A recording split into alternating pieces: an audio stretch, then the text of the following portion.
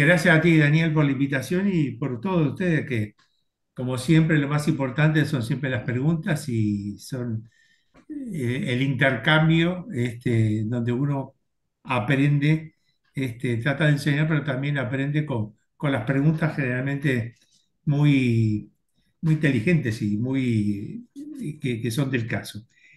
Este último tramo, confieso que ha sido dificultoso para armarlo porque es el pasado más reciente.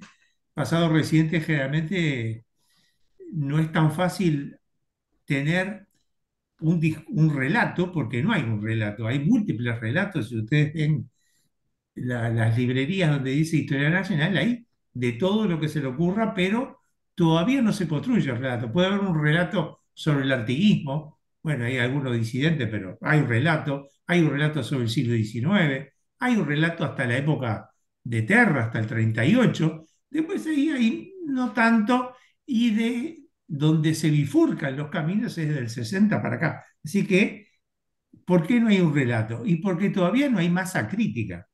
Por ejemplo, no hay un relato de los grandes enriquecidos de la época de la dictadura. No hay un relato sobre la derecha o sobre las derechas, a pesar de que Magdalena Broqueta se ha ido avanzando y Gerardo Caetano en el pensamiento conservador, el pensamiento de las derechas. Falta, y esto no es porque no se haya investigado, es porque faltan la restitución de la dignidad de los hechos de lo que ocurrió en dictadura, de los desaparecidos. Ahí les recomiendo, hay un libro fantástico de Fernando Butazzoni que se llama Tierra Mínima, que es cuando hayan y todo lo que lleva adelante ese proceso antropológico humano de rescatar un cuerpo que está enterrado que no se sabe quién es. Entonces, bueno, hay muchas lagunas que se han ido, digamos, solventando con esta nueva investigación o nuevas investigaciones que han ido ocurriendo en los últimos 20, 30 años, y además porque a veces los propios protagonistas cambian de opinión y bueno, entonces lo que se decía antes después ya no se puede decir ahora. Hay uno que, Sanguinetti, que era el campeón de la teoría de los dos demonios, que es una doctrina que arranca en Buenos Aires, que es el enfrentamiento entre militares y el MLN, que es como que ellos dos se enfrentaron y todo el mundo quedó en la platea mirando cómo se enfrentaban, cosa que no fue así, pero que después él le atribuye Sanguinetti atribuye el golpe a que la culpa la tuvieron los sindicatos y el MLN. Bueno, eh, eso habla, y en sus libros fundamenta, habla de los 60, habla de los 80, pero no habla de los 70 y no habla de la dictadura. Una persona que le gusta escribir y le gusta hablar. Entonces, esa fue una dificultad, tratar de hacer un relato. Así que, bueno, acá está la subjetividad del narrador que voy a hacer yo y de los trazos que yo tomé para poder hacer ese relato. El segundo elemento de dificultad es que se hace difícil este tramo porque hay tajos fuertes, profundos, hay dolor, hay pérdidas, hay sufrimiento individual y colectivo. Y entonces eso también es para manejar y que no es tan fácil manejarlo. Y después, bueno, yo mismo también he sido protagonista, espectador, sufriente, y cada uno tiene una memoria, porque casi todos, o muchos, veo gente joven, sí que no lo vivieron, pero este, hemos sido espectadores, partícipes, y todos tenemos nuestros acontecimientos personales que están condicionados y marcados. Y tenemos una memoria individual y una memoria colectiva. Y esa memoria puede estar asociada a determinados acontecimientos que son, eh, que son heridas que uno no sabe cuándo van a aflorar, están en el inconsciente y muchas veces demoran en aflorar. Miren ustedes España, que supuestamente había sido la transición modelo, ¿no? En la época de Adolfo Suárez, Y sin embargo, desde hace unos 10 años, un poco más, después de 80 años de guerra civil, empezaron a aparecer las tumbas, los enterramientos clandestinos, etcétera. ¿Y quiénes fueron los que hicieron eso? La tercera generación.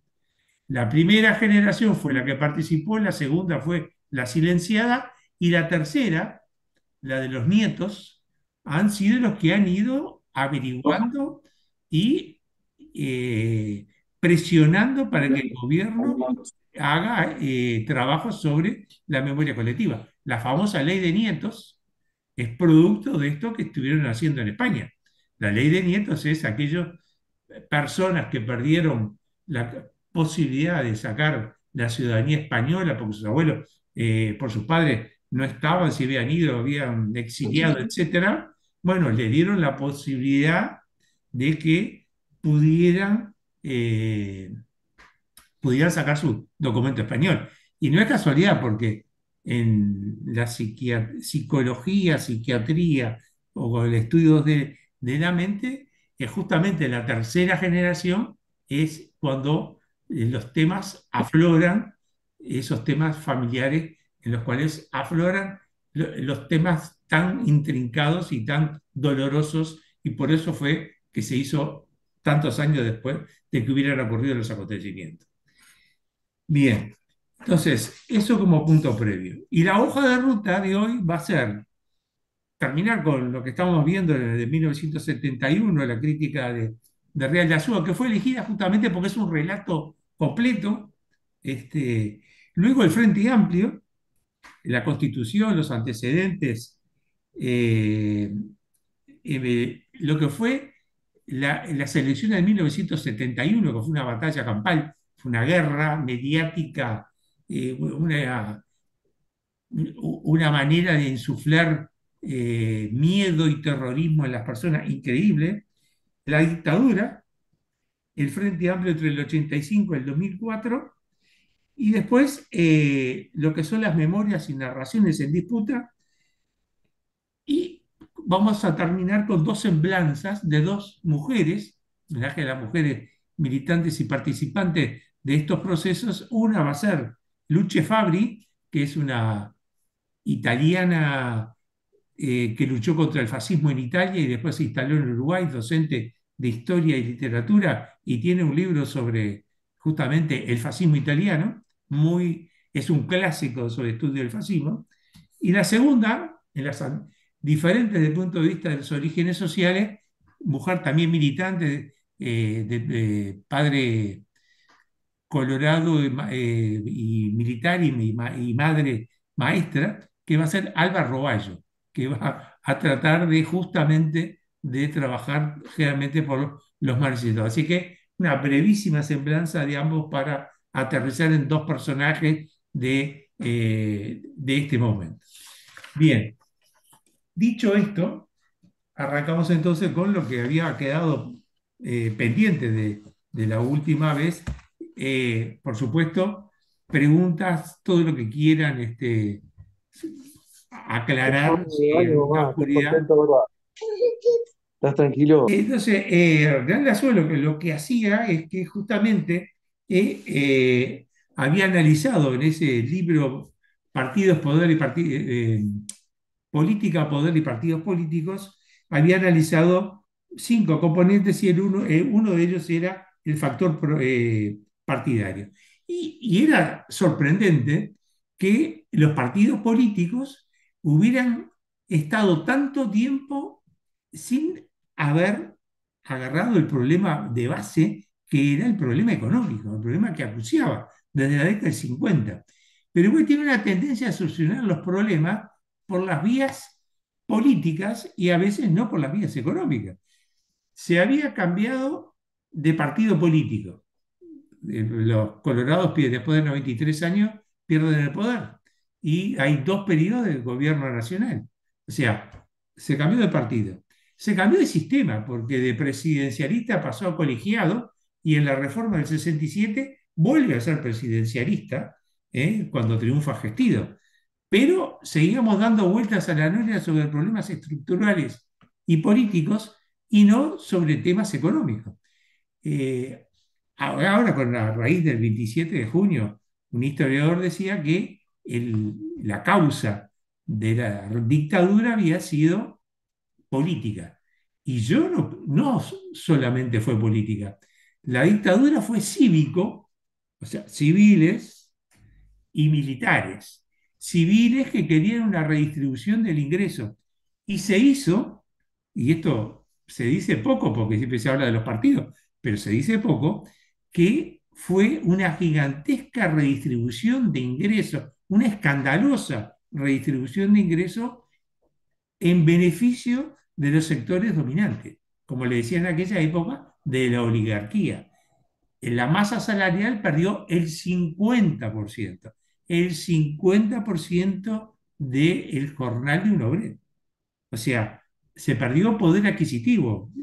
En el 84 el salario real era el 50% del 68, que ya había bajado.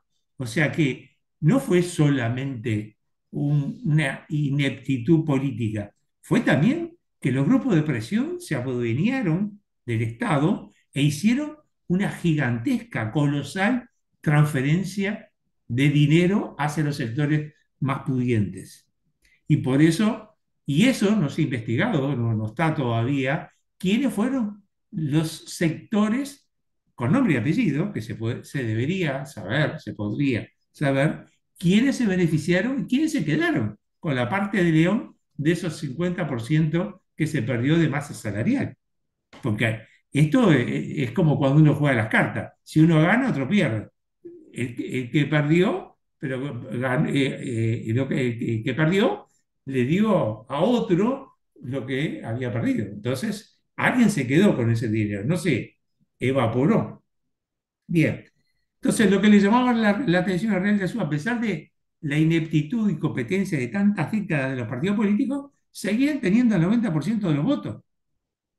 Entonces, las críticas que hace a los partidos políticos, al sistema político, es que no han generado alternativas claras, no han encontrado alternativa al proceso de sustitución de importaciones, como ya hemos visto, eh, han perdido la intermediación con la sociedad, o sea, habían perdido contacto, no sociabilizaban, no formaban personal político, no tienen finanzas controladas hasta hoy, no hay trabajo militante y el único que sale del montón, había dicho Real de Azúa, que es el ruralismo, que no es un partido sino un gremio.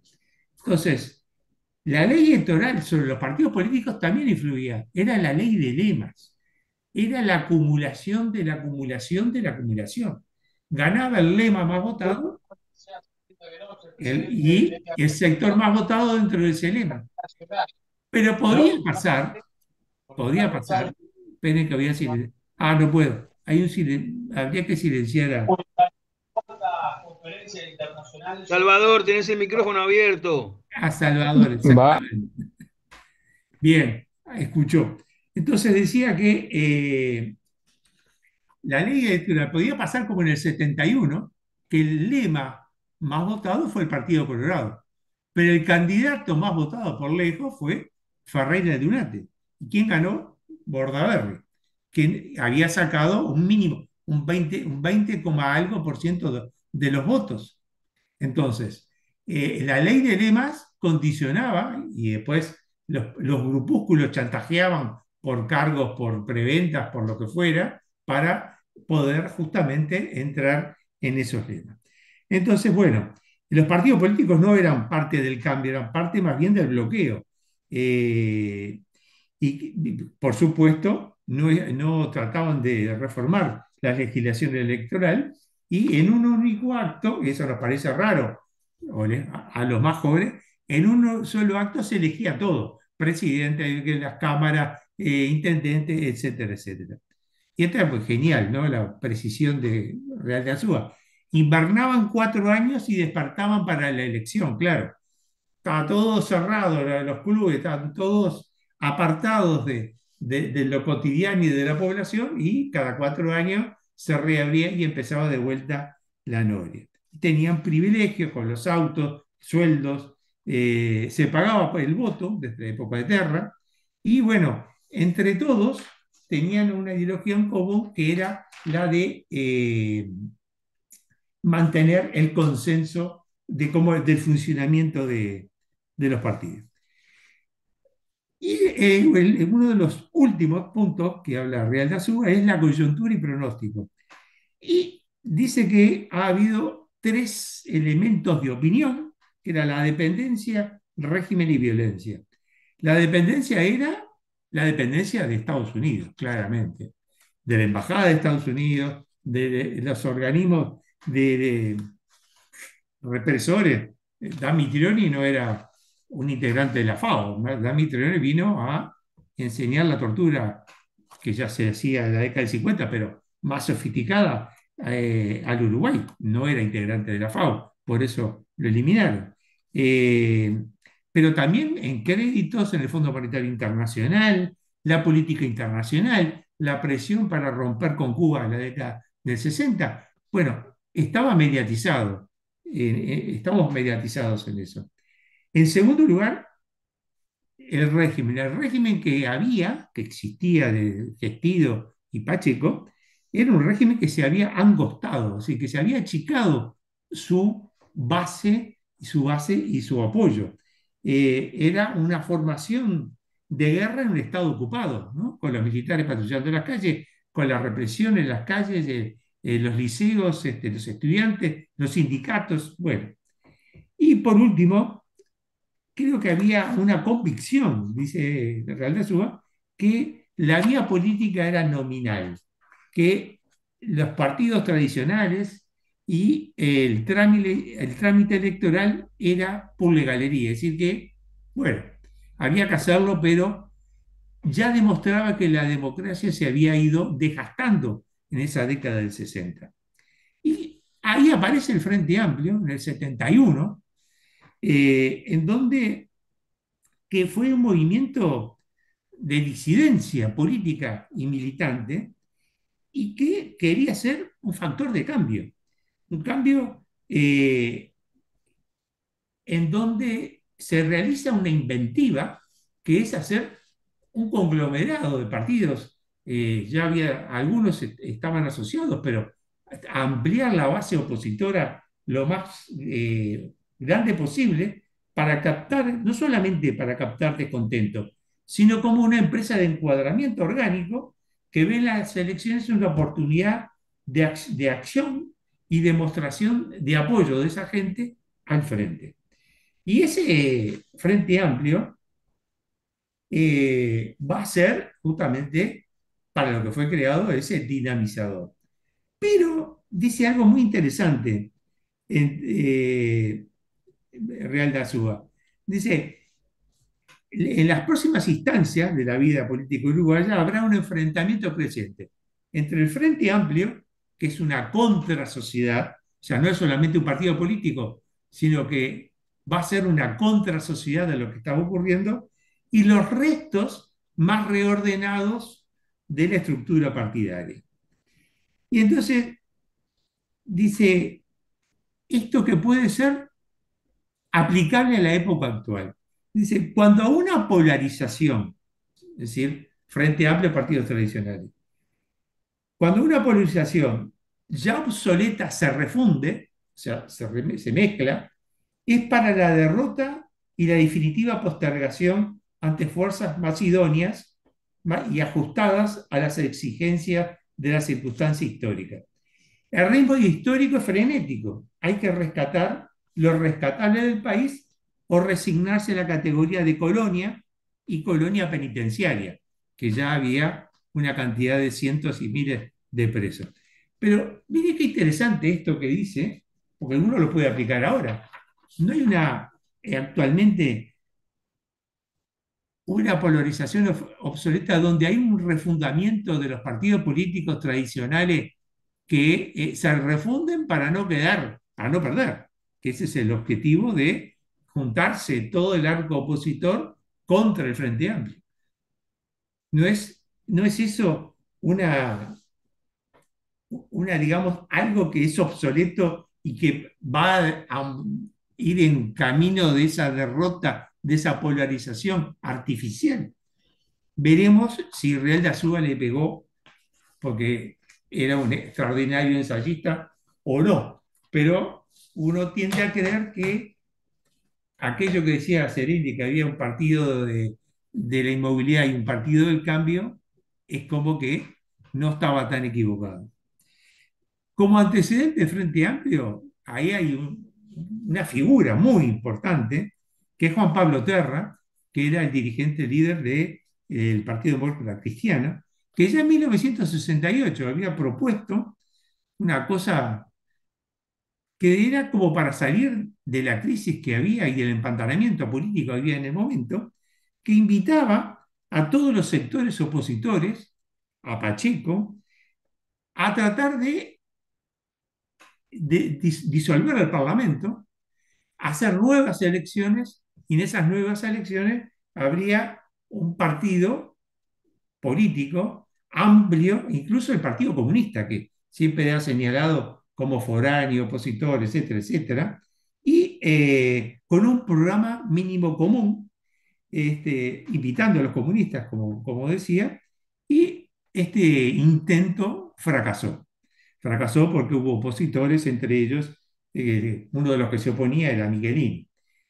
Entre 1969 y 70 también desde Marcha, Quijano es uno de los propulsores de un frente amplio y creo que empieza a visualizarse la luz cuando también la Unidad Popular en Chile gana justamente fruto de una coalición de partidos en oposición a la derecha. Bueno, para hacer el Frente Amplio, el PDC dio su lema, Partido Demócrata Cristiano, porque había que tener un tiempo, como de no sé cuántos años, para tratar de que fuera aprobado el lema. Bueno, se aprueba, el PDC cede su lema para la formación de una nueva política y el 5 de febrero hay una gran lista que aparece en marcha de justamente todos los adherentes a esta idea y el 26 de marzo se realiza el primer acto multitudinario del Frente en la plaza municipal, en donde el jefe, el presidente del Frente Amplio va a ser el general Liber Sereno. Entre 1971 entonces va a ser una, un momento importantísimo para la vida del país. Para Serini era un momento importante, se había dado de baja del ejército, cosa que lo daban de traidor porque además de ser general se había ido a la izquierda y Serini tenía la visión de estar asociado a lo que estaba ocurriendo con el artiguismo, o sea, toma símbolos, y el frente toma símbolos del artiguismo, la bandera de Ortorgués, aquella invocación a Padre Artigas, ilumínanos, guíanos, y decía que nunca había habido un cauce tan ancho para la unidad como en esos momentos, nunca salvo con la época de Artiguista. El Frente Amplio se presentaba como una opción superadora de la violencia política, porque estaba la acción represiva del gobierno y la del MLN. Y el énfasis, el, digamos, el paraguas en donde se paraba para hacer las críticas al momento de lo que estaba ocurriendo era esa famosa frase, las cuestiones entre la oligarquía y el pueblo. La oligarquía se les llamaba en aquel momento a esa, lo que decía Vivian Tría, la rosca industrial, bancaria, comercial, que estaba nada más ni nada menos que en el poder, a la cual en parte Gestido, pero en parte Pacheco, había llamado para, bueno, hacer esa transferencia de fondos que ya hemos dicho, cuando en una sociedad amortiguadora y un Estado redistributivo en donde el Estado era el paraguas de los pobres, no respondía esa estructura política a los deseos de esta sociedad. Bien, también otro de los lemas del Frente en aquel momento era paz para los cambios y cambios para la paz, que se vislumbraba, y creo que era así, que lo que había que hacer era pacificar, tratar de bajar los decibeles de esa onda de violencia represiva, también a veces contestada también por el MLN, y tratar de bajar pelota al piso, calmar las aguas, cosa que era muy difícil porque ya desde la década del 60, ni siquiera en el 70, se hablaba de golpe de Estado. José Valle Ordóñez había tenido una intentona de golpe de Estado con el general Dutra. O sea, no era la primera vez que había intentona de golpe de Estado. Con Aguerrondo se fundaron los tenientes de Artigas, que el objetivo eran todos, eran golpistas. Y desde el 68 al 73 se gobierna con medidas prontas de seguridad y con decretos. O sea que estábamos lejos de la democracia. Bien, el programa del 71 incluía 30 medidas de gobierno, redistribución de la riqueza, control de precios y salarios, nacionalización de la banca. Esto era tremendo, nacionalizar la banca. Reforma agraria, no muy clara, pero estaba anunciada como reforma agraria. Política exterior independiente. Entonces, no era un plan de pocos decibeles y que era un plancito como para ir, no, no, planteaba reformas muy estructurales y muy profundas, que bueno, probablemente por ser oposición estaban mucho más marcadas, pero que si en el caso de ganar hubieran sido realmente unos bombazos. Y ¿cuál era cuál fue la fortaleza de Frente Amplio en este tramo? Y bueno, el Frente Amplio acá se mostraba como el custodio de los valores tradicionales de la democracia uruguaya: redistribución, pacificación y una cosa que era muy dramática en esa época y durante la época de la dictadura, que entre la década del 60 y el fin de la dictadura se fueron 300.000 personas. 300.000 personas. El problema emigratorio, que tuvo, que tiene en Uruguay, es muy fuerte. Entonces, pues, tenemos la visión que como el Uruguay no hay, bueno, aunque ha pasado todo esto que estamos hablando en este momento, pero a Uruguay se le ha ido el 20% de la población. Y Argentina, que supuestamente es un relajo, chocan la Ferrari cada 10 años, no se puede vivir, tienen el presidente que tienen elegido democráticamente, en Argentina es el 5% de la población está afuera. En Uruguay es el 20%. Yo creo que ahí hay que rastrear uno de los grandes problemas que tiene el Uruguay. No tenemos nacimientos. Perdón, tenemos, pero cada vez menos. Pero encima la población se va. Y ese es un grave problema, grave problema. Tenemos un país despoblado. Entonces, bueno, pero la década del 60 revirtió aquel proceso magnífico de inmigración que tuvo el Uruguay entre 1850 y 1914.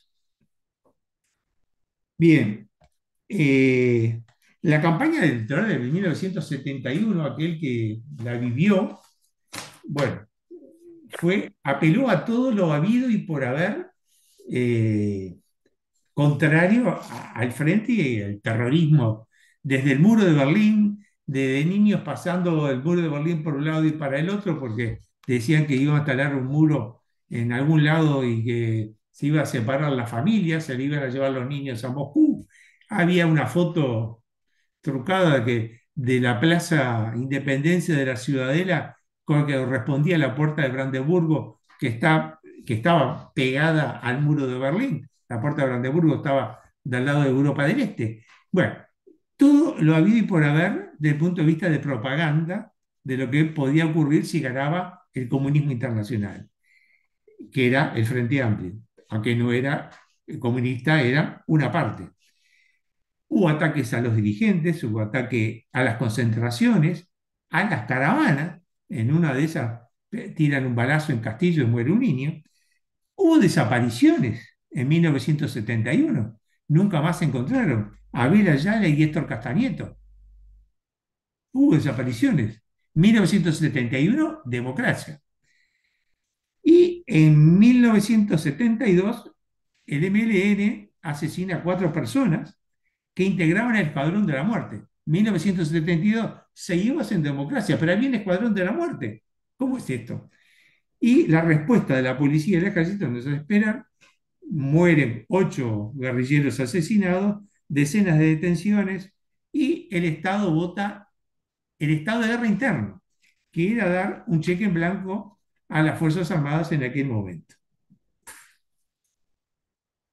Y en 1973 se da, en medio de una crisis institucional que se inicia con el proceso golpista, Bordaberry pacta nuevas atribuciones con los militares que ya estaban desbordando los marcos constitucionales vigentes. De repente había personas que iban a la justicia civil y los estaban esperando en la fuerza conjunta porque lo habían liberado, que no tenían nada que ver, y se los llevaban. O sea, más ilegalidades imposibles. Y en ese teje y maneje del pacto de Boisolanza, etcétera, aparecen los comunicados 4 y 7 que eran esa época estaba el peruanismo, que eran los Velasco Alvarado y otros peruanos, otros militares peruanos, que estaban dentro del ala progresista. Acá hicieron, acá hicieron un intento, no sé si es que había alguno progresista o fue un intento para desestabilizar las fuerzas de la izquierda, pero lo que sí es cierto que algunos, digamos, no Sereni, porque Sereni desconfiaba de los militares que los conocía recontra bien, porque habían sido compañeros de armas, y desconfiaba de ese peruanismo y ese mesianismo de las Fuerzas Armadas. Pero hubo otros que compraron, entre ellos el Partido Demócrata Cristiano, el Partido Comunista, algunos socialistas, Michelini, Benedetti, que confiaban en el trabajo iluminador de los prisioneros políticos dentro de los cuarteles, y ni Licandro, ni Croto Gini, ni Alba Roballo, ni la Resistencia Obrera Estudiantil, esos no compraron, ni Quijano, que no sé si lo nombré, pero Quijano siempre esa cabeza fantástica, y que tenía como una inteligencia como un rayo láser, atravesaba todo, era impresionante.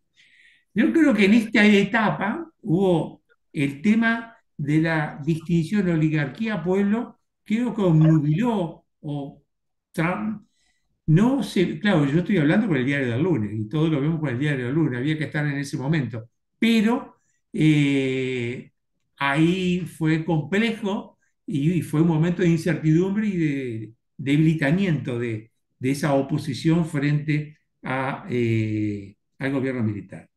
Pero lo que dejó las elecciones del 71, que es esto histórico, es que es el primer paso para la ruptura del bipartidismo. El primer paso. Siempre todos los comienzos quieren algo, un paso, un pasito, pero esto fue porque el Frente Amplio, la izquierda, que nunca había pasado del 9%, no sé si llegó al 10 alguna vez, llegó al 18,2%. Y en Montevideo, el 30%. La huelga general de 15 días de repudio de golpe de Estado hablaría de que la implantación del Frente Amplio en el sector sindical era muy fuerte. Y Montevideo sacó el 30%, que era un número, diga que después con todo lo que ocurrió quedó medio opacado, pero no era poco lo que había logrado. Y yo creo que la Embajada de Estados Unidos, con su mirada a largo plazo, que se gratificaba del resultado, y ojo que Gallup, eh, Pacheco y la Embajada de Estados Unidos supervisaban entre los tres o más personas el resultado de las elecciones, y esto lo sabemos por los documentos de la Embajada de Estados Unidos, que habían pronosticado que el Frente sacaba entre el 15 y el 20%, le pegó, que si acompañaba Bordaberry a Pacheco Pacheco no iba a ser reelecto, le pegó, y también le pegó en que el Frente Amplio no era no iba a ser un problema en 1971, pero que lo podía hacer al futuro. Le pegó. Entonces, no me pregunten cómo hicieron para tener esas cifras, no lo sé, pero en todas fueron acertadas. Nos contaron de a uno. Porque tenían cámaras. Igual eran unos cuantos mil, eran 300.000 para contar de a uno. Y la otra novedad, que el candidato más votado fue Wilson Ferreira, que sacó un 26,4% y Bordaberry sacó el 22%. Pero por la ley de lemas triunfa el Partido Colorado. La diferencia fue menos de un 1%, sí, 1,7%. Y siempre se habló de que hubo fraude electoral. Yo el único libro que vi al respecto, el único estudio sobre 1971, me olvidé no sé, no me acuerdo cómo se llama 1971, pero el autor dice que no hubo fraude, porque hubo un tema de las urnas y habían desaparecido o habían aparecido otras, distintos resultados. Las urnas se guardaban en el cilindro en aquel momento para después empezar el recuento de votos, pero yo la información que tengo es que no hubo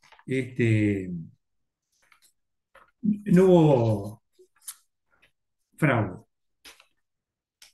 Bien, y el frente sale fortalecido, eh, con una cara electoral antiautoritaria, popular, pacifista, reformista, eh, bueno, con disidencias a veces internas, eh, ataques al Partido Comunista que era reformista y no revolucionario, que el MLN había dado una tregua, lo cual parecía que había una adhesión al frente y eso era complicado, tener cercano o lejano un grupo político que se declaraba violentista, que quería llegar al poder por la vía de la violencia. Bien, todo eso generaba incertidumbre y daba como pasto a la fiera, a los contrarios, y lo que está bueno también esa simbología artiguista que tiene el frente, que nunca la va a perder, ni la debe perder, es que dirían los padres Artigas que era un laicismo revestido de tintes religiosos, que era una especie de, una síntesis que era bien uruguaya. Así que bueno, 1971 es muy importante, porque si comienzo quiere la cosa, ahí se dio en ese elemento que fue justamente el, el comienzo del Frente Amplio. En el año 72, 1972, se da, bueno, lo que habíamos dicho del 14 de abril, el ataque, el contraataque de las Fuerzas Armadas, y inevitablemente termina eh, con el golpe de Estado, que había arrancado, para decir algo, en 1968 con el asesinato de Liberarse y termina en 1973, el 27 de junio, con esto que estamos hablando de los militares que ocupan el poder. Entonces, hay que destacar algunas cosas del golpe. En primer lugar, fue gradual. Esto fue a la uruguaya. Yo creo que el peso político que tenían las instituciones, los partidos políticos, la Constitución, etcétera, no por algo después se quiere sancionar la persistencia de los militares en el poder a través de una aprobación de un plebiscito constitucional. Pero el hecho de que el golpe se dio de forma gradual, muy gradual. Dicen que fue el golpe más largo de la historia, porque arrancó en el 68 y terminó en el 73, cosa que, bueno, no es frecuente que ocurra de esa manera. Hubo una sucesión de etapas represivas, eh, y también lo más inusitado es que el golpe institucional está dado por el propio presidente que había sido elegido democráticamente. Un poco lo que pasó con Terra en el 33. como elemento de que esto es civil y militar, y no me canso de decir civil y militar, porque ambas patas, la pata civil ha quedado más sumergida, se reconvirtieron rápidamente. Y aquellos que llamaron al golpe, como el diario del País, se reconvirtieron rápidamente. Es un diario corcho, siempre está arriba, pero hubo muchos que se reconvirtieron de llamarlos a favorecerse y después, yo no fui. Y como ejemplo de lo que estamos diciendo de civil y militar, cuando se da el golpe, había 19 intendentes elegidos democráticamente. Cuando hay un golpe, ¿uno qué podría pensar? Te vas. Bueno, de los 19 intendentes renunció uno, que fue el de Rocha, que era de Carlos Julio Pereira, del Movimiento Nacional de Rocha. Y los otros 18 se quedaron tranquilamente. Oscar, ¿está levantando la mano o que hay una mano ahí? No, está bien. Entonces, luego del golpe se da el 9 de julio, manifestación multitudinaria por el 8 de julio, una represión sin precedentes y 15 días de huelga general. Heroico. Tiene que formar parte de las mejores tradiciones del Frente Amplio.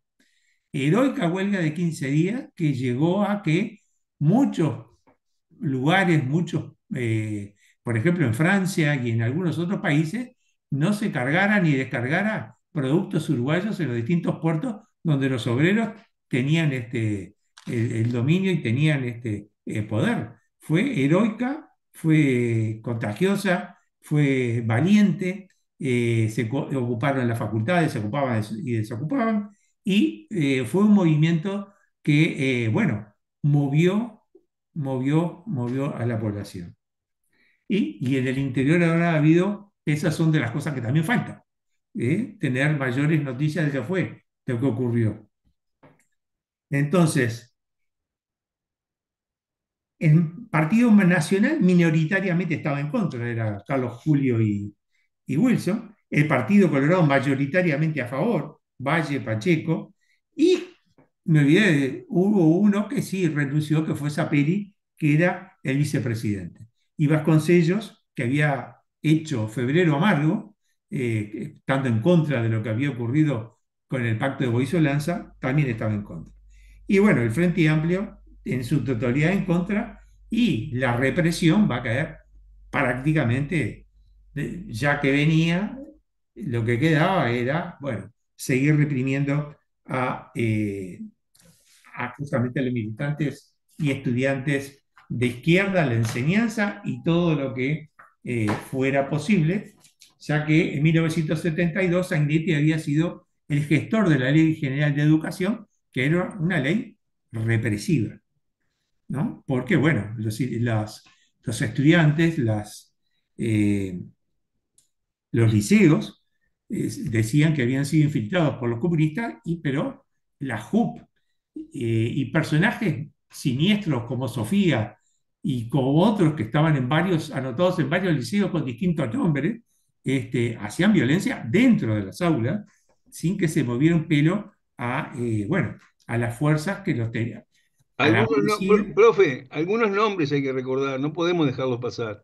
y ya Miguel te Sofía dije era uno. uno, el Manco Eh, Ulises, Hugo Ferrari, el que hizo la canción de Disculpe, que era de Colonia, bueno, y que sí, fundió sí, el Banco Mercantil, tal ¿no? cual. Había unos cuantos, Guido Bono. Guido Bueno, exacto. Yo me acuerdo más de Miguel Sofía, que por distintas circunstancias gremiales y cosas, era un tipo que iba armado. No era que iba armado y con patota alrededor. Estaba en el Bausá, estaba en varios liceos. Y eso era el clima que se generaba en el 5, que ahora estaba en la calle Constituyente, creo. Y ese era el clima que había para estudiar, imagínense, para salir a la calle. Y lo que representó ese 18, poco por ciento de aquellas personas que tuvieron que poner el cuerpo, porque, bueno, todo el mundo estaba identificado, que era de las camisetas roja, anaranjada, etcétera, escarapelas, etcétera, y bueno, había que sostener eso. esa opción por la izquierda en 1971. Bien, hay una gran pregunta y dice, bueno, ¿por qué cayó la democracia? Algunos dicen una cosa, otros dicen otra, hay múltiples variantes. Esta me pareció novedosa, que es de Rila, que dice, ¿por qué cayó la democracia? Porque casi nadie creía en ella, empezando por el que había sido elegido presidente. ¿Se acuerdan que había ido a la embajada de Estados Unidos y había dicho, bueno, no, partidos políticos no, democracia no, etcétera? Pero después, cuando se da el golpe de Estado y cuando se va aproximando a la finalización del mandato teóricamente no, constitucional de Bordaberry, simplemente que había dado un golpe de Estado, casi nada, empiezan a pelearse con los militares, bueno, ¿y cómo seguimos? Y Bordaberry hace un documento en donde lo que quiere suprimir son los partidos políticos y quiere suprimir la división de poderes. Bueno, ese era el presidente constitucional electo democráticamente. El primero que no creía en la democracia era el propio Bordaberry. Creo que también hay otras razones. La doctrina de seguridad nacional de Estados Unidos y la puesta en práctica ya había sido desde antes del Plan Cóndor, que era un plan represivo en varios países, Paraguay, Brasil, Argentina, Chile, Bolivia, de lo que nos enteramos. Puede haber más ramificaciones, pero nadie creía en la democracia, pero además se daban prácticas fraudulentas que, por ejemplo, las armas de todas estas personas que hacían violencia, las armas venían de Brasil. Brasil ya era, no, no se, ¿cómo es? Contrabandeaba bagallo habitual, pasaban personas detenidas en Brasil que las traían para Uruguay o de Uruguay se las llevaban para no sé dónde y Brasil era frontera abierta. Si el Frente ganaba en el 71, había unos cuantos miles de militares brasileños en la frontera. Eso no es cuento, eso es documentación, no es cuento. Uno puede decir, bueno, se corría el rumor en aquella época, pero no, no era un rumor, era cierto. Y golpes militares se habían dado en casi todos los países de América Latina. O sea, la doctrina de seguridad nacional se aplicaba desde el 64, que la aplica en el primer país, el más grande, el más industrializado, que fue Brasil. Bueno, y porque además, dice ahora Rila, la disonancia cognitiva respecto a su naturaleza, a lo que era la democracia, era tan grave que no permitía mantener una conversación razonable que sirviera de sostén para la convivencia cívica. Por eso, se gobernaba con medida pronta de seguridad por decreto y sin figuras políticas. Dicho de otra manera, ¿por qué razones habría de perdurar la democracia si en el mejor de los casos había una disidencia radical en los modos de concebirla? Una incapacidad para encontrarse en un relato que alojara concordias y discordias.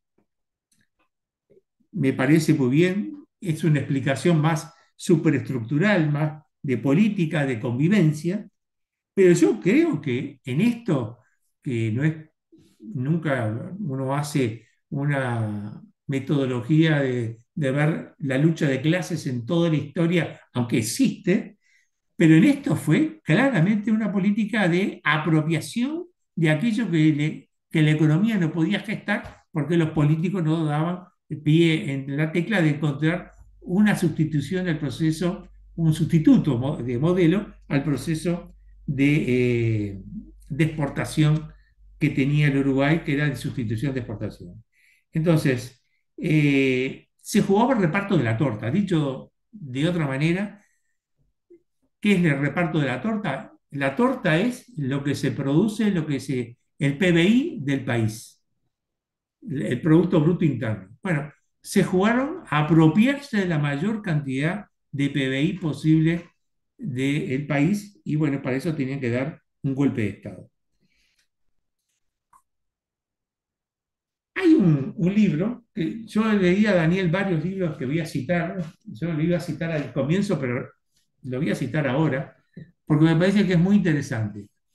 Es un revulsivo, es un libro de una argentina que se llama Claudia Ilg. Esa era montonera. Y mire cómo empieza el libro. El libro es al pan pan y al vino vino. No, no tiene nada de desperdicio. Dice, el 24 de marzo de 1976, yo tenía 20 años. Pertenezco a una generación que creyó instaurar un orden definitivamente justo. En aras de esa creencia, mató y murió. Murió mucho más que lo que mató. Era montonera, era guerrillera. Se exilió en Francia y es doctora en ciencia política en la Sorbona. Y es de una sinceridad este libro, fantástico, que se llama Los usos del pasado. ¿Qué hacemos con los 70? Hoy que Sanguinetti no hablaba de los 70, bueno, habla de los 60 y los 80, no habla de los 70, no habla de la dictadura.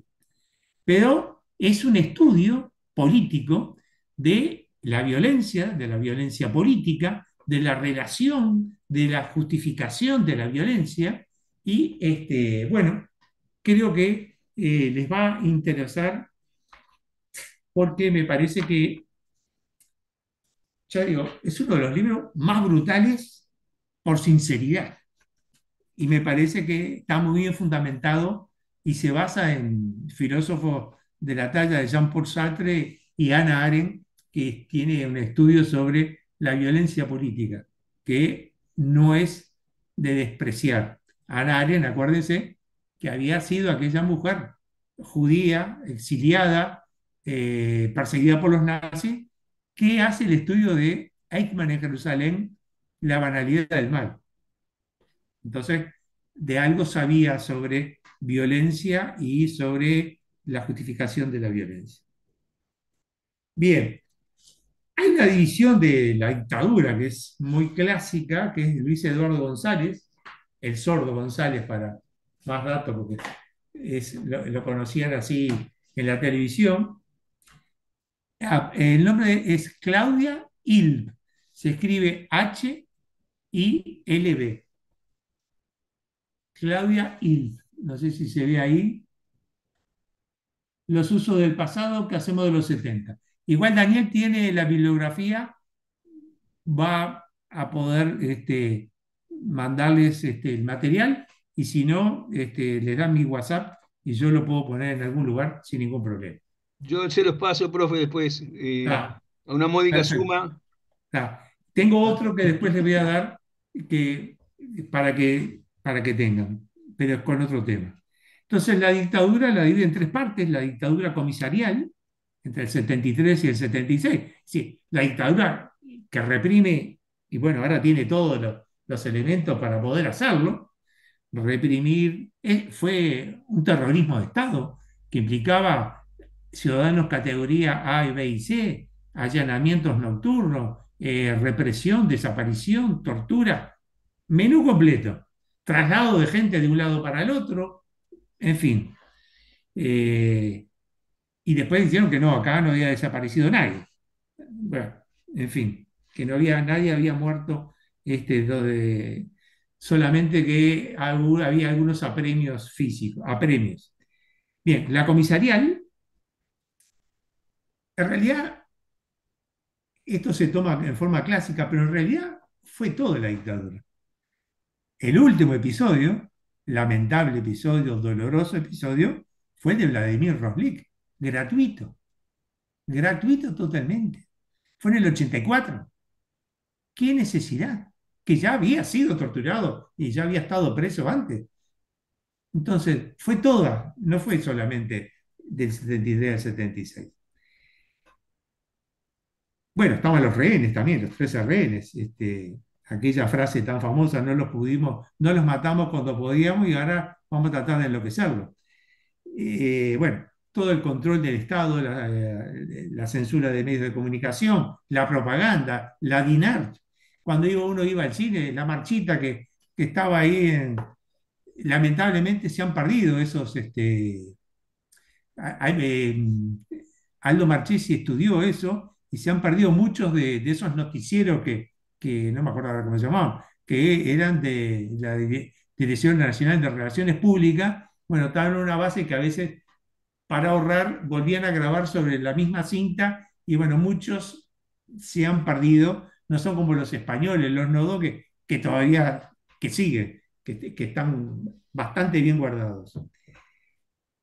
La dictadura comisarial, en realidad, perdón, sí, la dictadura comisarial es la que estamos viendo. La dictadura fundacional, esto demuestra que el plan no era a corto plazo. No es que llego y me voy. No, no.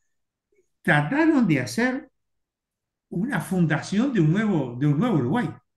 Y para eso usaron el año 1975. No sé si a alguien le sopló o alguno se avivó y dijo, ah, bueno, 150 años de la Cruzada Libertadora, metamos nosotros nuestra visión de la historia, nuestra visión de dónde estamos y hacia dónde vamos. Eh, Eso para mí daba la sensación de que en realidad lo que querían era quedarse todo el tiempo posible. Y el Goyo Álvarez, que todavía no está jugando acá, pero va a jugar más tarde, claramente no quería irse de su sillón. Bueno, entonces dio para todo. En vez de seguir el calendario oficial de, bueno, si ustedes quieren, de lo que ocurrió en el año 1825, me echaron cosas que no tenían nada que ver. El traslado, bueno, podría ser de Artigas al, al mausoleo de Artigas, a la Plaza Independencia, se dieron cuenta que si ponían frases, marchaban todos, no iban a poner eh, la hegemonía militar será precisamente desmantelada a través de los tres poderes legislativo, ejecutivo y judicial. Eso no lo podían poner, era la instrucción número 18. La cuestión entre la libertad y el despotismo tampoco podían ponerlo. Entonces, bueno, al final quedaron los nombres de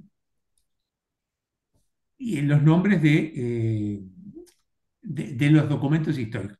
Es cierto lo que ahí me aclara alguien, que cuando dan el golpe la guerrilla estaba derrotada, ya estaba derrotada antes del 72, pero bueno, esa fue como la excusa fue después de armar un país que era a la imagen y semejanza de lo que pensaban militares y civiles que soplaban línea a los militares.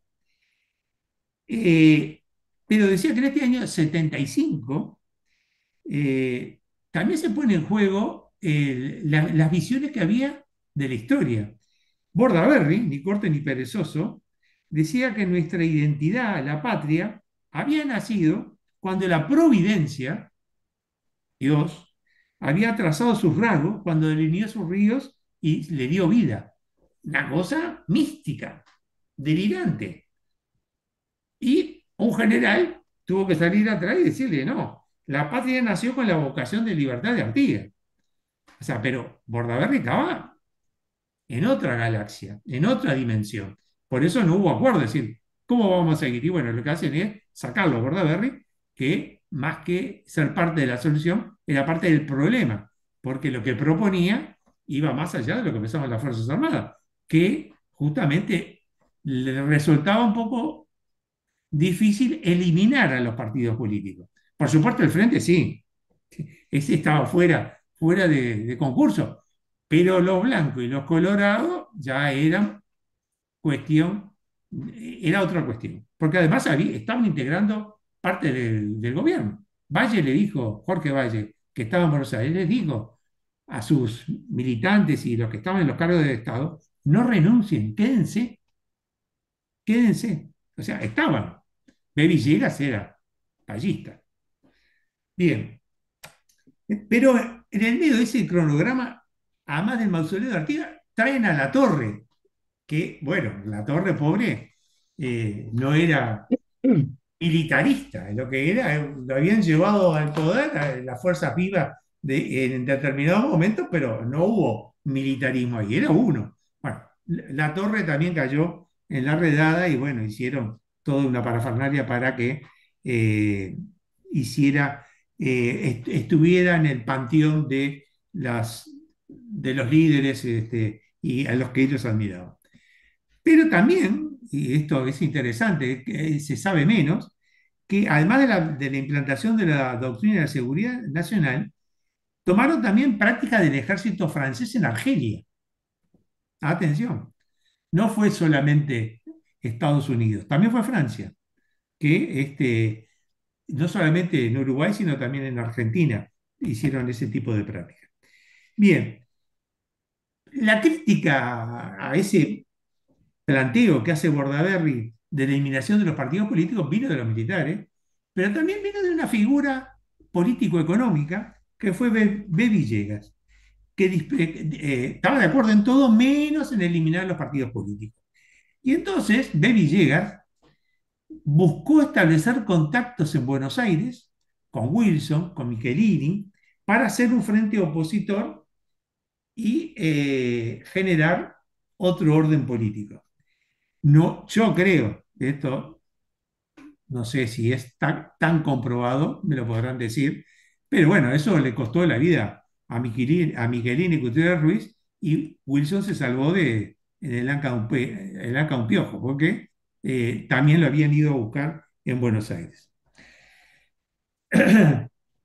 Bien, en el 80 se hace un plebiscito que piensan que van a ganar. Gallup le daba ganador por lejos. El plebiscito es la aprobación de una constitución que le permitiría seguir en el poder y tener la rienda del poder, que ya la tenían a través del COSENA, Consejo de Seguridad Nacional, instalado por Bordaberry. Ahí, Entonces, profe, sí, perdón que le corte un chiquito. dale, Ahí empezaron ya las manifestaciones más organizadas a nivel popular.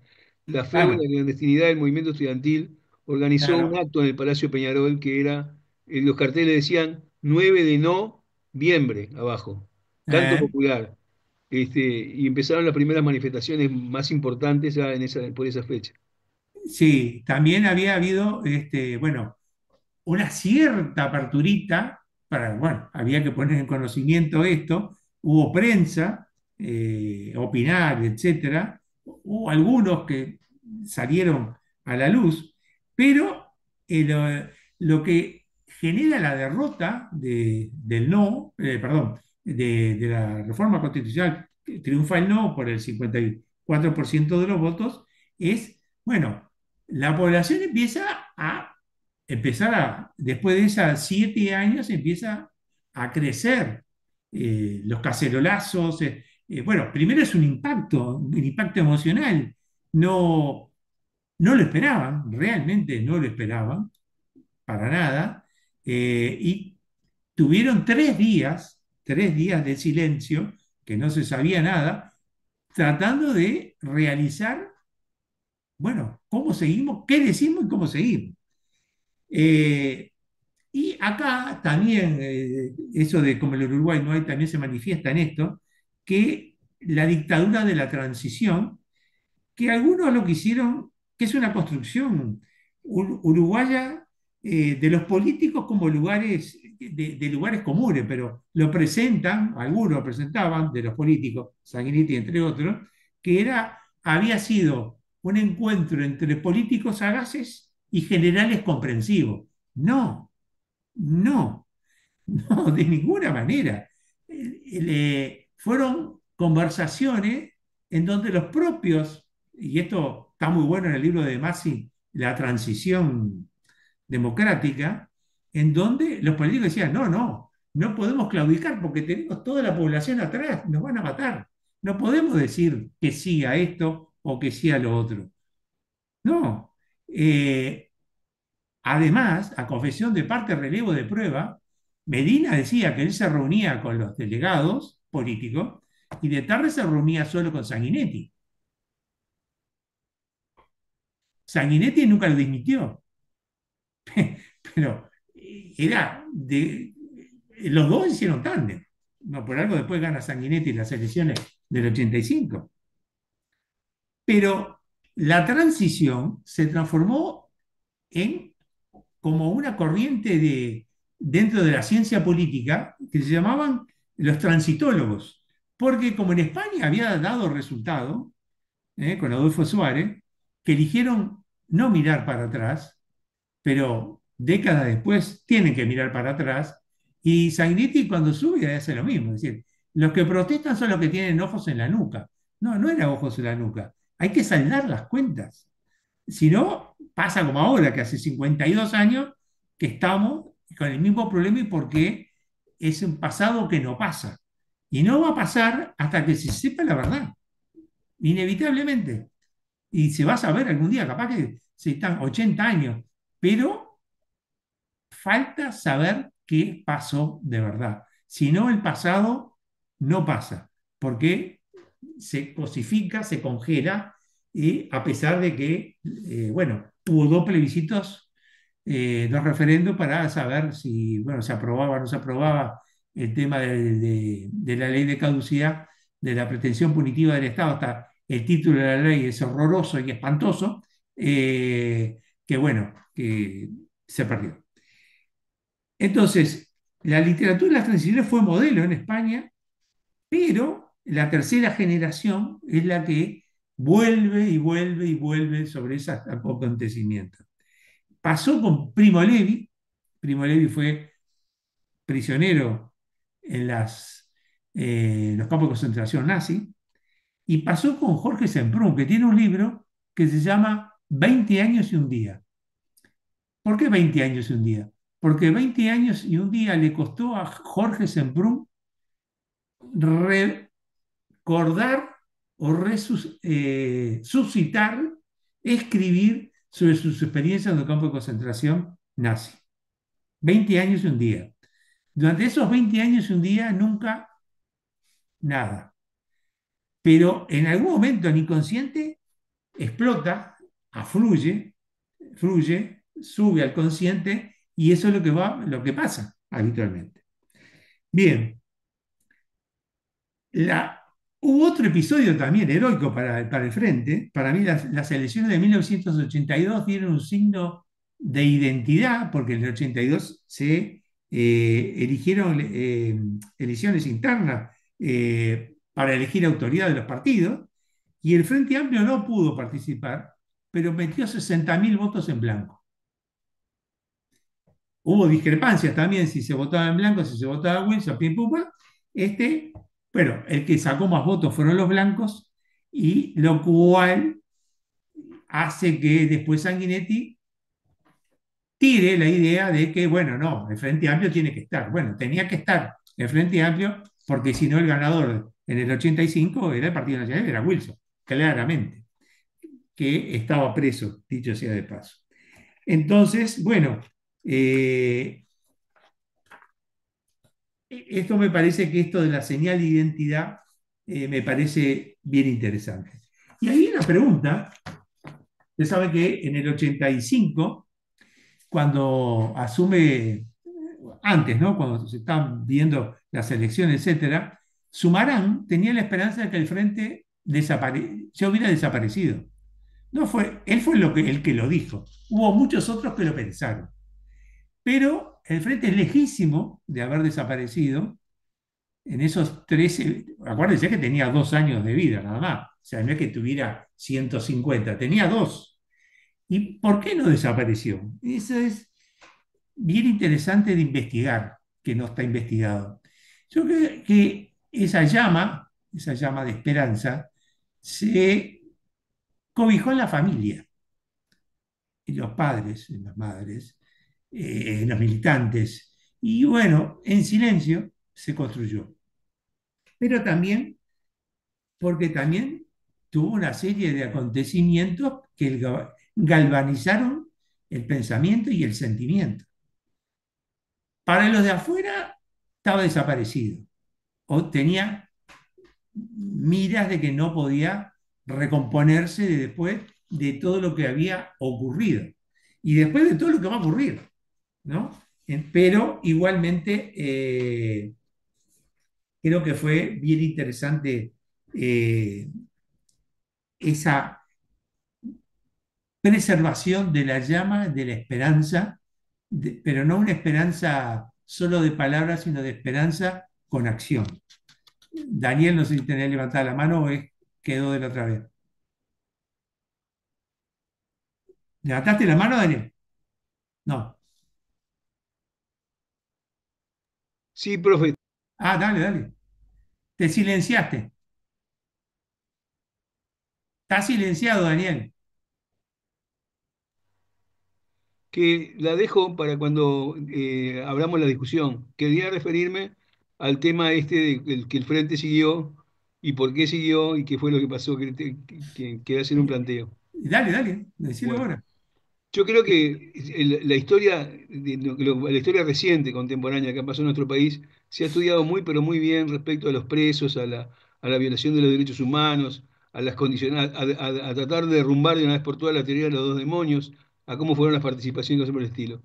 Pero una de las cosas que menos clara tenemos es qué pasó con la resistencia.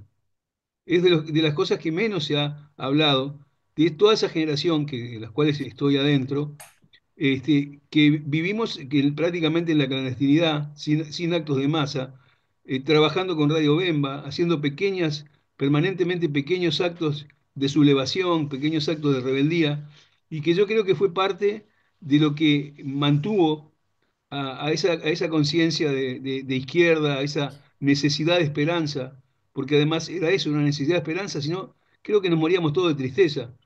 Y creo que en algún momento los historiadores buenos como usted van a tener que investigar de alguna forma cómo se vivió todo eso, cómo se vivió de todo eso. Porque me parece que hay algunas claves de por qué el Frente tuvo ese comportamiento cuando estuvo clandestino, están dadas por ese compromiso que tuvieron varias generaciones más viejas, más jóvenes, más del medio, de mantener la llama prendida. Creo que todos éramos muy conscientes de que la bandera valía oro, mantener la bandera levantada valía oro. Y creo que por ahí hay algo de eso, ¿no? Sí, de acuerdo contigo que se necesita más investigación, de acuerdo contigo con esto. Pero yo me voy a remitir yo soy fanático de Hannah Arendt, ya se lo habrán sabido y lo habrán escuchado muchas veces. Pero ella tiene un libro que se los recomiendo, Hannah Arendt, Hombres en tiempos de oscuridad. Y entonces dice que las personas, hay algunas personas que de repente nos iluminan con una luz que puede ser como una velita o como un sol deslumbrante. Pero eso es lo que nos da esperanza. Esas personas, esos hombres en tiempo de oscuridad, que ella se refería, entre otras, por ejemplo, a Rosa Luxemburgo, es lo que a su alrededor debe haber habido muchas personas que fueron luz en esa oscuridad. Y por eso es tan importante escribir, porque nos faltan biografías de personas que fueron luz en esa época. Hay que rendirle homenaje, no anónimo, no, con nombre y apellido, ¿no? Porque los judíos tienen los justos son aquellos que salvaron judíos de los campos de concentración. Bueno, nosotros tenemos que hacer, rescatar quiénes fueron esas personas que se jugaban a veces, muchísimo, porque sabían lo que les esperaba, pero que eran faros. Y yo te puedo decir que, por más que hice LIPA en dictadura, encontré personas que decían, la escucha, qué bueno, este es un ejemplo a seguir. De repente no podían hablar nada, o de repente te recomendaban a Trotsky, profeta armado, desarmado y desterrado en plena clase en el 75 y decía, pero, o es tira, o es fascista, o es de la JUP, o no sé qué, y no era. Simplemente se la había jugado y nos había recomendado un libro fantástico que, por supuesto, no estaba en la bibliografía, de ninguna manera. Entonces, yo creo que todos de repente tuvimos la suerte, ojalá que todos, de encontrar personas que en el anonimato, en la sencillez, ¿no? En la vida cotidiana, porque había que vivir esos 12 años, yo me consolaba pensando, la dictadura en España fueron 40. Si esto llega a ser 40, no sé, me mato, porque ya con 13 ya estaba repodrido. Y con 40 años, vos fijate, los españoles y los portugueses que tuvieron casi 50 con Salazar, que no se moría nunca. Decís, bueno, uno tiene a veces esperanzas medias locas, pero bueno, pero creo que eso de Hombres en tiempos de oscuridad me parece un título fantástico y también me parece que la manera de revivir y la manera de reflotar esto, y a mí siempre me queda eso de esos años, cómo llegamos al 85 y sacamos los votos que sacamos, a pesar de que salimos todos medio bajoneados que habíamos sacado poco, porque queríamos sacar más. Pero bueno, eso era lo que uno pudo expresar y ver, y quizás era demasiado ambicioso, que en un sistema político uruguayo tan pacato, tan conservador, que cambia poco, y bueno, no podíamos salir y sobre todo después de 13 años de dictadura, 12 años de dictadura, salir haciendo una cosa fenomenal. Pero mucho, mucho, mucho valió que nos mantuvimos. Bien, y hoy hablé de Claudia Hill, y justamente ella es lo que, bueno, decía de las causas de por qué, cómo se había interpretado de la violencia, eso de los dos demonios, después de buenos y malos.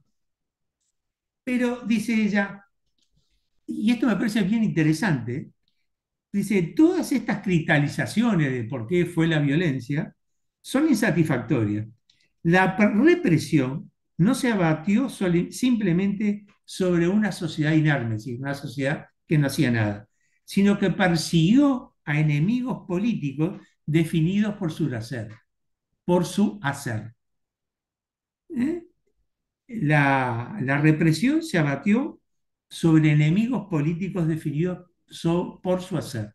Y esto me parece bien importante. No fue por casualidad, era porque querían arrancar de raíz una forma de hacer, una forma de ver el mundo. Y por eso fue la represión de ese calibre, ¿no? Sí, puede ser exaltado por la Guerra Fría, exaltado por la Revolución Cubana, la rusa, la japonesa o la china, pero la japonesa fue un invento, pero la china. Pero fue por el hacer.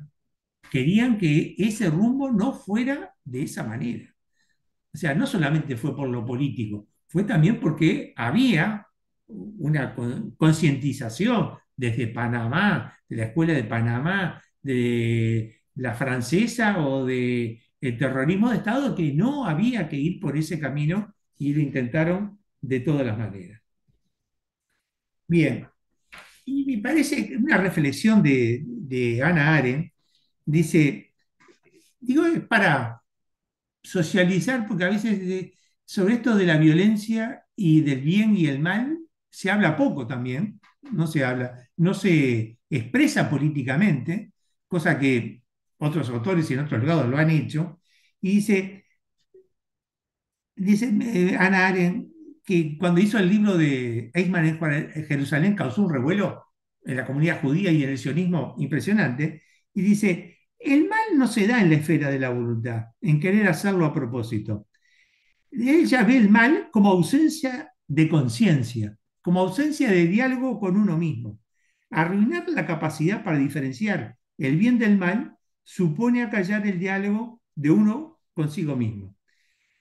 Y entonces dice, cuando se perdona, perdón, dice, el remordimiento es no olvidar. Cuando se perdona, es a la persona. El delito no queda perdonado. Nunca queda perdonado el delito.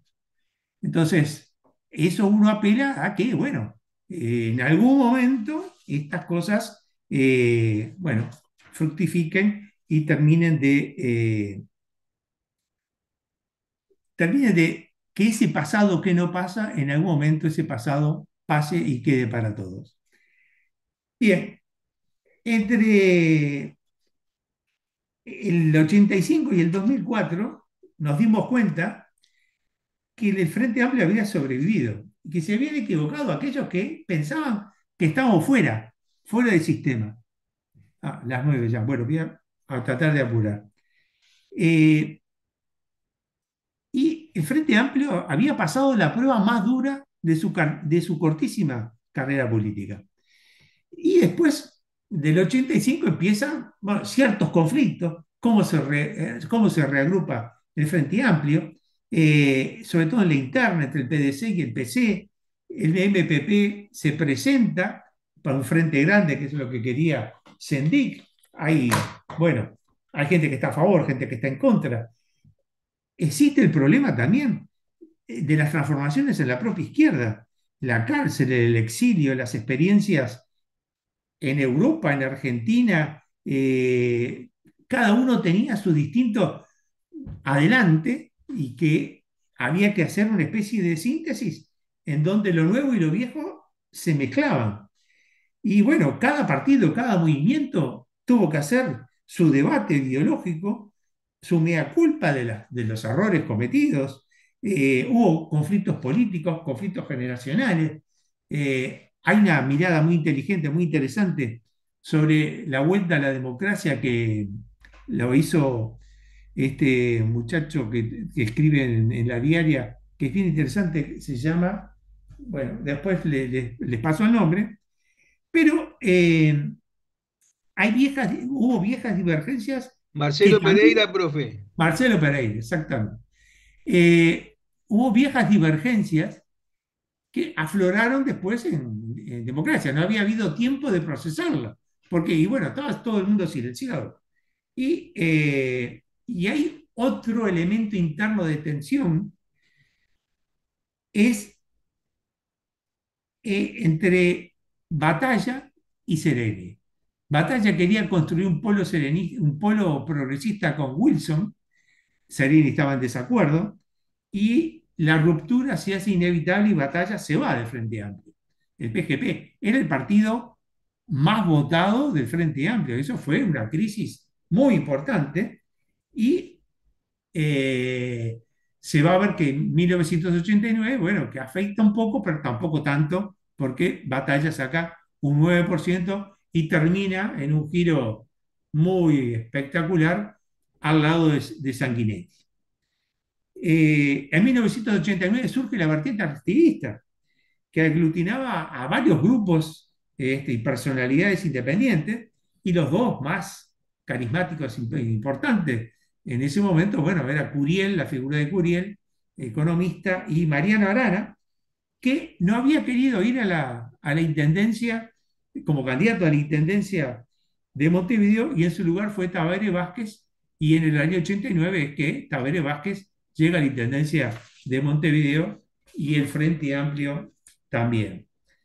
Eh, Posteriormente, eh, Mariano Arana va a ser intendente de Montevideo, un gran intendente y sobre todo un gran comunicador, con unos discursos fantásticos para encuadrar, porque con su lenguaje sencillo y no sé qué, realmente era un personaje muy, pero muy interesante. Bien, el Frente gana la intendencia y le gana en votos al Partido de Gobierno del Pueblo y al PDC. El Frente tiene el 21% de los votos. Ya empieza a caer el Partido Colorado, saca el 30% y el Partido Nacional 38%, que es cuando triunfa en la calle Pou, perdón, la calle Herrera, y que, bueno, va a hacer todos los intentos posibles de liberalizar y disminuir el potencial que tenía el Estado. Al margen, el neoliberalismo no entró con la dictadura, entró con la democracia. Y eso es muy importante tenerlo en cuenta. El neoliberalismo entró por lo menos en el 89, igual antes ya había estos estimados economistas como Alejandro B. Villegas, que era neoliberal, o Arismendi, el economista, que eran liberales, de Posada se va a sumar al carro, etcétera, etcétera. Todos estos eran liberales, neoliberales. Pero el Frente vuelve a tener otro, otro desafío brutal. Ah, me avisa Oscar que faltan 7 minutos. Bueno, resumo acá en esto, me va a faltar medio, eh, medio esquema, pero termino con esto. El Frente va a tener otro desafío, y el desafío es superar el año 1989. Cae el muro de Berlín y empieza lo que Enzo Traverso llama la melancolía de izquierda, es decir, hacer el duelo de perder una referencia ideológica brutal que ocurre en el resto del mundo y en Uruguay, y como decía Fukuyama, van a venir tiempos aburridos. ¿Por qué van a venir tiempos aburridos? Porque la democracia es el gobierno el único, el mejor, y el régimen económico es el neoliberalismo y la economía de mercado.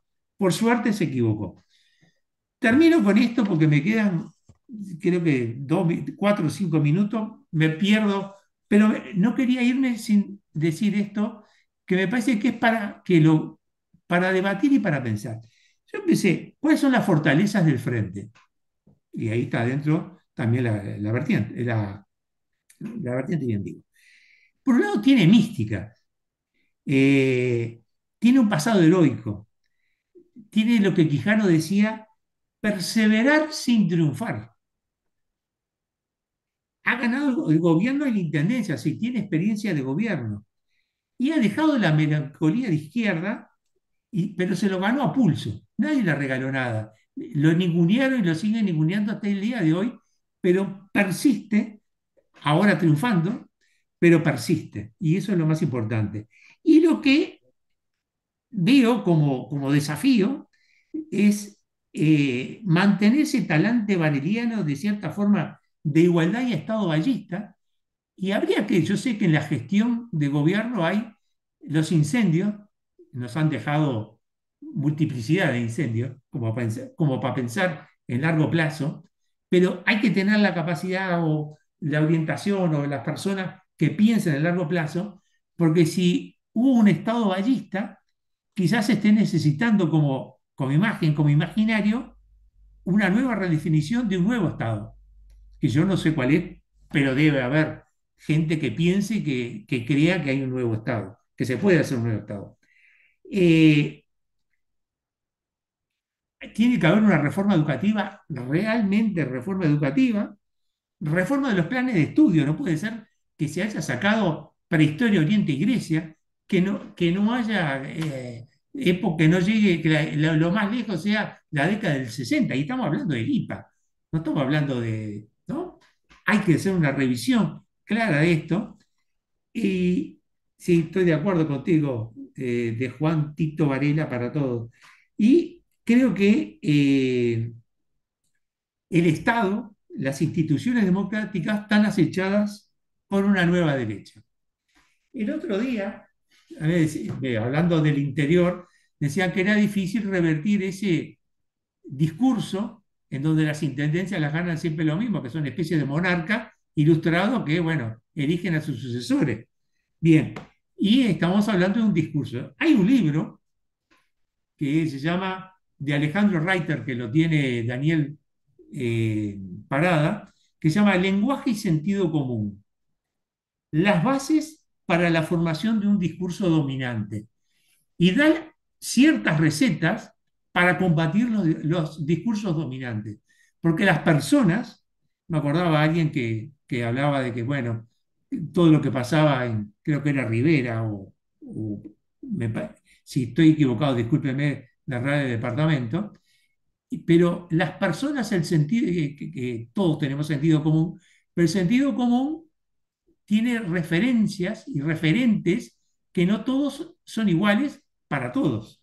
Y eso lo había descubierto Gramsci, que algunos sectores tienen un sentido común y tienen referencias ideológicas de determinada manera y otros tienen otra. A algunos le puede resonar para un lado y a otros le puede resonar para otro. Y este libro trata de decir cómo combatir un discurso dominante, que me parece muy interesante.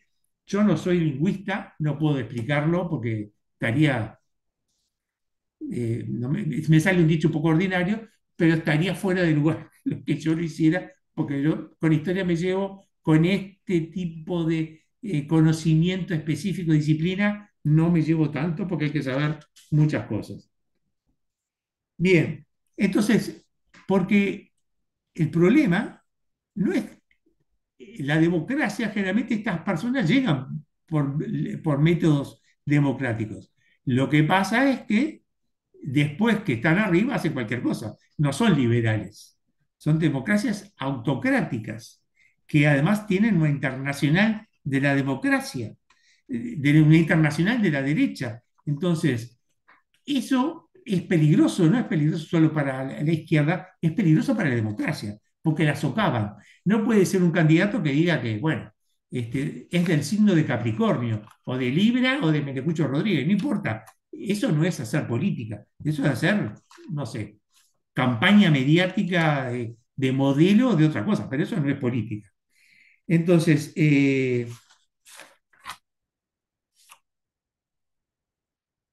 y creo que queda otra también, que en esto me parece que es importante, que es desmontar, a tratar de hacer el esfuerzo por desmontar esos discursos de sentido común, que entonces hacen una aplanadora de los temas que uno quiere insertar y poner. Y por último, hay que tomar en cuenta esto que voy a decir y termino, definitivamente termino. Cuando fue la elección Lula-Bolsonaro, Bolsonaro tenía 10 millones de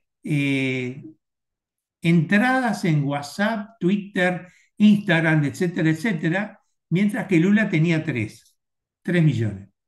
El partido, increíblemente muchas personas, el partido lo juegan en las redes. Y eso hay que tenerlo en cuenta, porque es otro mundo. Pero eso influye. ¿Cómo Trump llegó al poder? Por las redes. Bueno, disculpen que fue capaz que medio caótico, medio cortado, nos tenemos que ir, pero me parecía que estaba casi seguro que no pensé que me iba a faltar tanto, pero bueno, no sé si queda tiempo para alguna pregunta, Oscar. Vos tenés el mando ahí. Yo lamento no haber podido terminar como que hubiera querido, pero queda abierto, porque el cauce del río sigue abierto y el río prosigue. Ese río de libertad que vimos en el 84 en el obelisco, ese río sigue. Y eso es lo importante. Muchísimas gracias, Antonio. La máquina en el agradecimiento. Nos reencontramos el próximo lunes, que comienza el módulo de economía. Van a ser 4 sesiones, digamos, sobre economía política, en cada una con distintos compañeros que van a ir aportando su conocimiento desde la teoría y desde la práctica, para todos en algo tan vital, tan importante, y en este discusión del presupuesto nacional que viene dentro de pocos meses, muy pocos meses, y bueno, tenemos que estar fortalecidos para aportar desde nuestro territorio, desde nuestro rol. Y de nuevo, Antonio, muchísimas gracias. El agradecido soy yo. Gracias a todos por la escucha. Un Contar placer ha sido contigo. compartir experiencias de tantos lugares distintos, que a uno lo enriquecen. Y bueno, siempre es un placer volver a estar en contacto. Agradecimiento a Daniel, que fue el que hizo ahí que me invitó. Y bueno, les agradezco a todos, a ti, Oscar, después de tanto tiempo que nos reencontramos, que ha sido buenísimo. Así que bueno, gracias a todos y nada más. Una cosa, Oscar y profe, quisiera agradecer a una compañera que nos ha salvado el alma, que es Ana Clara Gomenzoro, que se ha puesto todo esto encima a hacer funcionar toda la tecnología realmente brillante.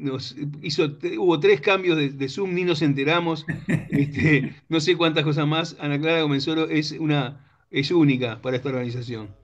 Bueno, Ana Clara, muchas gracias porque lo que me toca, que pude salir al aire. Saliste al aire y aparte, digamos, Ana Clara ya está armando para poder subir el canal de televisión, la página del canal de televisión en YouTube. En YouTube. Así que prontamente, cuando Ana pueda, el comentario, entonces a veces, bueno, chiquilines, nos vemos Bueno, Gracias a muchas todos. gracias, Gracias. Antonio. Frente en un encuentro de verdad y poder crecer con dignidad. Un encuentro que decida, la vertiente nos anima. Un país para todos viene ya. Como un viento fuerte sopla y todo el mundo lo nota. Se acerca la hora de